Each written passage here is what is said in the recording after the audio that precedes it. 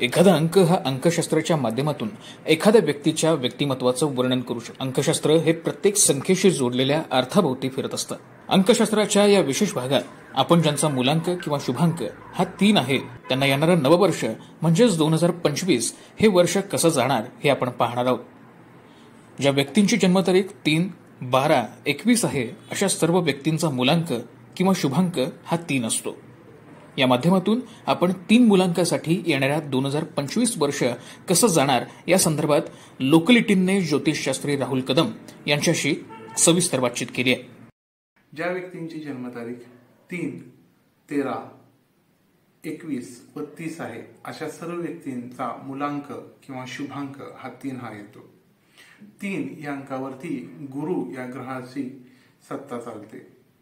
आगामी वर्ष हे 9 अंकाचे असल्यामुळे ते मंगळाजी म्हणून ओळखले गेलेले आहे। मंगळ व गुरु हे दोन्ही एकमेकांचे मित्र असल्यामुळे गुरुसाठी हे आगामी वर्ष शुभच जाईल यात शंका नाही। यश, प्रसिद्धी, कीर्ती, अध्यात्म, धार्मिक यात्रा या सगळ्या गोष्टी 3 या गोष्टीच्या अंमलाखाली येतात। धर्मादाय संस्था, मंदिरे, न्यास, ट्रस्ट या सगळ्या गोष्टी गुरुच्या अंगाखाली येत असल्या कारणाने आगामी वर्षांमध्ये या गोष्टींचं महत्त्व वाढलेलं आपल्याला दिसून येईल।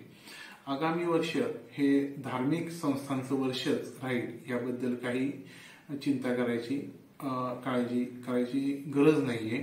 कारण आगामी वर्षांमध्ये हे जे काही अयोध्येचं मंदिर असेल, काशी असेल, मथुरा असेल या ज्या काही गोष्टी आहेत त्यामध्ये कोर्ट ह्या गोष्टींच्या बाजूनीच निकाल देण्याची शक्यता आपल्याला वाटते।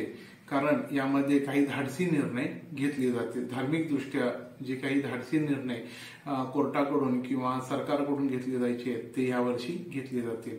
व्यक्तींच्या बाबतीत जर म्हणायला गेलं तर 3 हा अंक ज्यांचा शुभांक आहे त्यांच्या धार्मिक यात्रा ज्या काही राहिलेल्या आहेत त्यांच्या यात्रा घडून येतील। मनासारख्या गोष्टी त्यांच्या घडतील। बरीच वर्ष ज्या गोष्टी त्यांच्या तटलेल्या आहेत धार्मिक दृष्ट्या की एखादं मंदिर बांधायचं असेल किंवा एखाद्या संस्था काढायची असेल, धर्मादाय संस्था, सार्वजनिक संस्था काढायची असेल किंवा एखादी दीर्घकालीन धार्मिक यात्रा करायची असेल तर निश्चित यावेळी होऊन जाईल। समाजामध्ये प्रतिष्ठा, पुढाकार घेऊन ज्या काही गोष्टी करायच्या आहेत त्या मात्र यावेळी थोडीशी काळजी घेऊन कराव्या लागतील, मात्र त्या देखील पूर्णत्वाला जातील।